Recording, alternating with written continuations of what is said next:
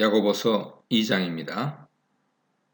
1절 예수 그리스도에 대한 믿음은 합당한 행동을 동반해야 합니다. 야고보는 그리스도에 대한 믿음을 가졌으니 사람을 차별하지 말라고 권고합니다. 사람을 차별하여 대한다는 것은 외적 모습으로 사람을 판단하고 대하는 것입니다. 성도의 믿음의 대상인 예수 그리스도는 영광의 주님이시죠. 영광의 주라는 표현은 구약에서 하나님께 일반적으로 붙여지던 것인데 하나님은 사람을 차별하여 대하지 않으십니다. 레위기 19장 15절 보세요. 예수님은 신약에서 하나님과 동일하게 영광의 주로 불리고 있으며 그를 우리 주로 섬기는 자들은 하나님처럼 사람을 차별하여 대하지 말아야 합니다. 2절 4절입니다. 야고보는 차별의 구체적 상황을 예로 듭니다. 회당에 들어오는 두 사람을 제시합니다. 한 사람은 금가락지를 띠고 아름다운 옷을 입은 사람이고 또 한 사람은 남루한 옷을 입은 가난한 사람입니다. 금가락지는 로마 제국 상류 계층의 상징입니다. 아름다운 옷이란 천상의 옷처럼 찬란히 빛나는 옷이죠. 부와 권력이 외형에서 드러납니다. 남루한 옷은 더러운 옷이며 냄새나는 옷입니다. 이 두 사람이 회당에 들어올 때 대하는 태도를 야고보는 대조하고 있습니다. 잘 차려입은 사람은 선의의 주목을 받고 그렇지 못한 사람은 냉대를 받습니다. 아름다운 옷을 입은 사람은 좋은 자리로 안내되고 남루한 옷을 입은 사람은 서 있든지 발밑 또는 발판 옆에 바닥에 앉으라는 말을 듣습니다. 이러한 상황에 대한 야고보의 평가가 4절입니다. 야고보는 너희끼리라는 표현을 통해서 성도들 사이에 외형으로 분열하는 것을 경계합니다. 마치 자신이 하나님인 듯 판단하는 자리에 서서 외적 모습으로 사람을 차별하여 대하는 것은 행동도 문제지만 근본적으로 악한 생각에서 기인된 잘못된 태도입니다. 5절입니다. 세상 관점은 가난한 자와 부한 자를 외형으로 판단해서 차별하더라도 성도는 그렇게 하지 말아야 함을 야고보는 하나님의 구원 사역을 통해 설명합니다. 하나님은 세상에서 가난한 자들을 택하셨습니다. 이것은 하나님이 외적인 차별 없이 선택하심을 보여주는 증거죠. 가난한 자라고 하나님의 구원의 은혜에서 제외되지 않습니다. 도리어 하나님은 가난한 자를 택하셔서 믿음에 부요하게 하시죠. 역전의 상황을 말하고 있습니다. 외적으로는 가난할지라도 영적으로 믿음에 부요한 자들이 있을 수 있습니다. 진정으로 하나님 앞에 가치 있는 것은 재물이 아니라 하나님의 선택을 받았다는 사실과 하나님 앞에 가지고 있는 믿음의 부요함이죠. 하지만 야고보는 일방적으로 가난을 칭송하거나 부를 죄악시하지는 않습니다. 야고보가 언급하고 있는 가난한 자는 믿음에 부요하며 하나님을 사랑하는 자입니다. 그들은 종말에 하나님의 나라를 상속할 가난한 자들이죠. 이 본문은 세상에서 비록 가난할지라도 하나님을 사랑하는 자는 하나님 앞에서 존귀한 믿음의 부자이며 하나님 나라를 소유한 성도임을 깨닫게 합니다. 6절 상반절입니다. 하나님의 관점에서 볼 때 성도들의 모임에 들어오는 가난한 자들은 업신여김, 즉 모욕의 대상이 될 수 없습니다. 하나님이 택하신 존귀한 믿음의 사람, 하나님 나라의 공동 상속자들이기 때문입니다. 야고보는 가난한 자들을 업신여기는 어리석음을 지적합니다. 하나님이 귀히 여기는 자들을 모욕하는 것은 하나님을 모욕하는 것이죠. 잠언 17장 5절은 가난한 자를 조롱하는 자는 그를 지으신 분을 조롱하는 것이라고 했습니다. 성도의 모임에 들어오는 가난한 자는 물론이거니와 믿지 않는 가난한 자들도 성도는 모욕하거나 조롱하지 말아야 합니다. 그들은 하나님이 지으신 존재이기 때문입니다. 6절 하반절 7절입니다. 야고보는 성도 모임에 들어오는 가난한 자를 업신 여기는 것의 부당함을 하나님이 그들을 대하시는 태도를 통해 지적한 후에 가난한 자와 대조되는 세상 부자의 행동과 삶을 보여줍니다. 외형으로 사람을 차별하는 것이 과연 정당한가를 새로운 관점에서 생각하게 합니다. 야고보는 질문 형식으로 이 문제를 다룹니다. 부자는 너희를 억압하며 법정으로 끌고 가지 않는가? 아름다운 이름을 비방하지 않는가?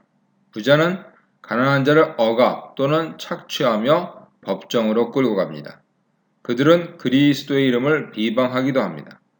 여기서 언급되는 부자들은 성도가 아닌 세상 부자들이죠.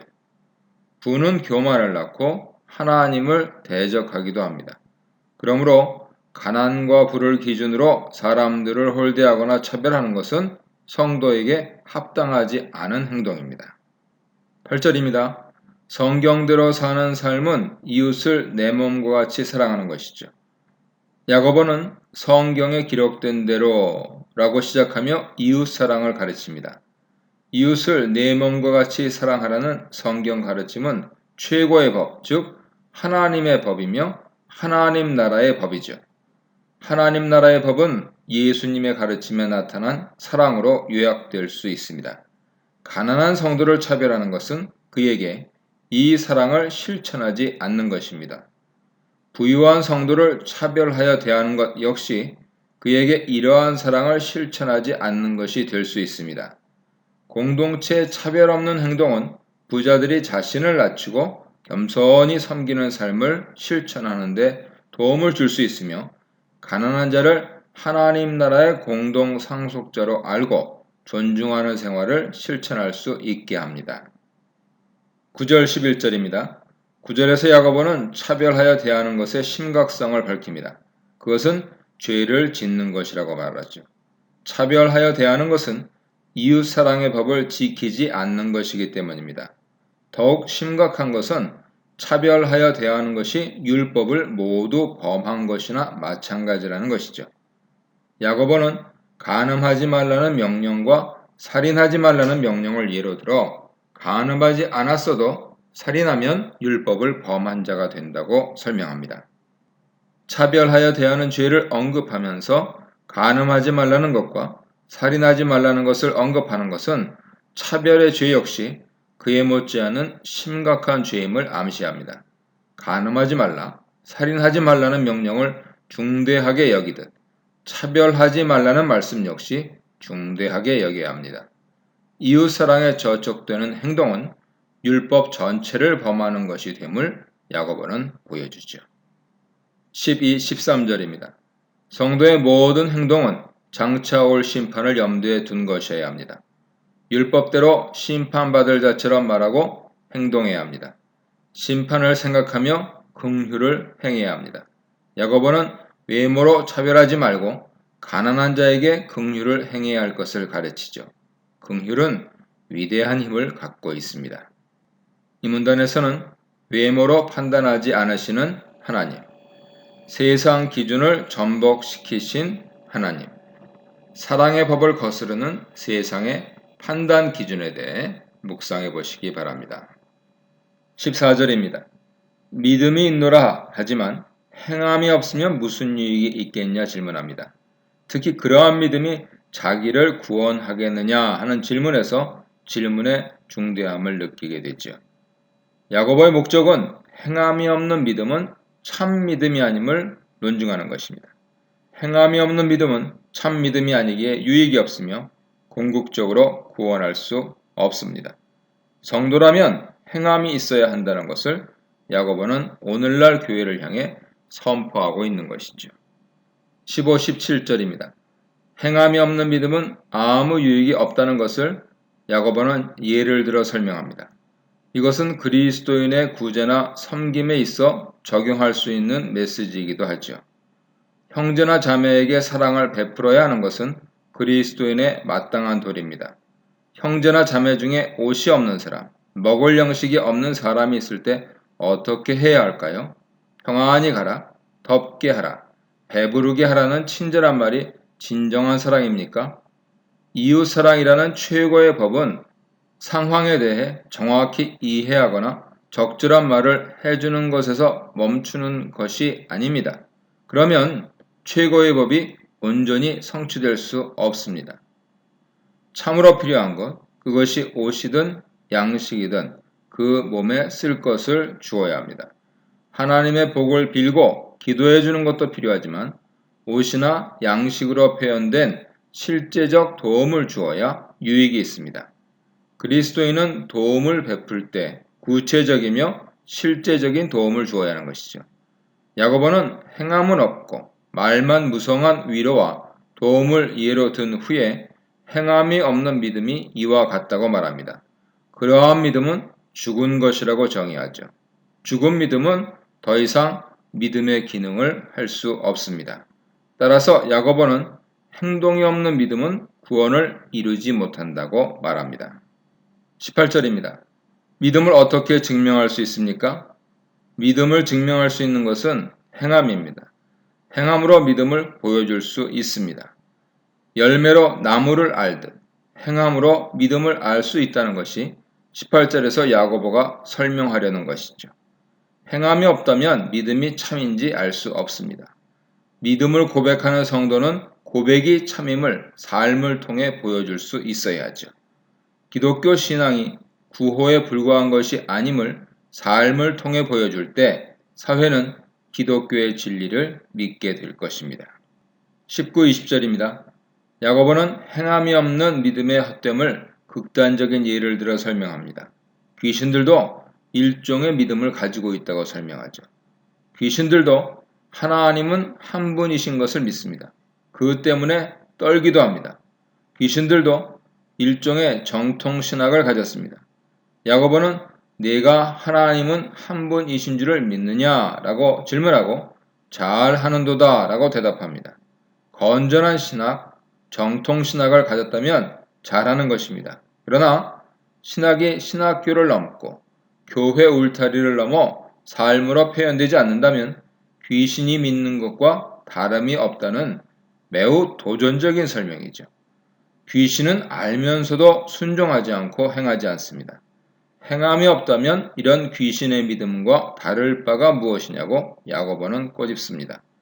이러한 믿음, 신앙생활은 헛것이라고 지적합니다. 헛것으로 번역된 아르고스는 문자적인 의미로 작동하지 않다, 일하지 않다라는 뜻입니다. 행함이 없는 믿음은 불량품처럼 작동되지 않아서 가난한 자들에게 실제적 도움이 되지 않습니다. 행함이 없는 믿음은 귀신들보다 나을 바가 없습니다. 따라서 야고보는 행함과 믿음을 분리하는 사람을 향해 탄식합니다. 아, 허탄한 사람, 즉 어리석은 사람이라고 탄식합니다. 행함이 없는 믿음은 헛것이라는 야고보의 날선 질책은 오늘날 성도들의 신앙의 대각성을 촉구합니다. 21, 22절입니다. 야고보는 구약에서 행함이 있는 믿음으로 의롭다 함을 얻은 예를 제시하고 있습니다. 첫 번째는 아브라함이죠. 아브라함은 유대인들의 존경을 받는 위대한 인물입니다. 21절에서 야고보는 아브라함이 이삭을 제단에 바칠 때 행함으로 의롭다 함을 받은 것이 아니냐고 질문합니다. 이 질문은 그렇다 하는 대답을 예상하지. 그리스도인에게 믿음과 행함은 상호 배타적이거나 대립적인 개념이 될 수 없습니다. 22절은 야고보가 믿음과 행함을 상호 배타적, 대립 개념으로 보지 않음을 보여줍니다. 행함이 없는 믿음은 있을 수 없습니다. 참 믿음은 행함을 동반하며 그런 의미에서 아브라함의 믿음은 행함과 함께 일했던 것이라고 말하죠. 아브라함에 의해서 볼 수 있듯이 행함과 함께 일하는 주체는 믿음입니다. 참 믿음은 행함과 함께 작동하죠. 야고보는 이어서 행함으로 아브라함의 믿음이 온전하게 되었다고 말합니다. 이 말은 행함이 있기 전에 아브라함의 믿음에 오류가 있거나 부족함이 있었다는 의미가 아닙니다. 아브라함의 믿음이 행함을 통해 목적을 성취했다는 것으로 볼 수 있습니다. 믿음은 행함과 함께 할 때 작동하여 본래 목적을 성취합니다. 23, 24절입니다. 23절에서 야고보는 아브라함이 하나님을 믿으니 이것을 의로 여기셨다 하는 창세기 15장 6절을 인용하며 이 말씀이 행함을 통해 이루어졌다고 설명합니다.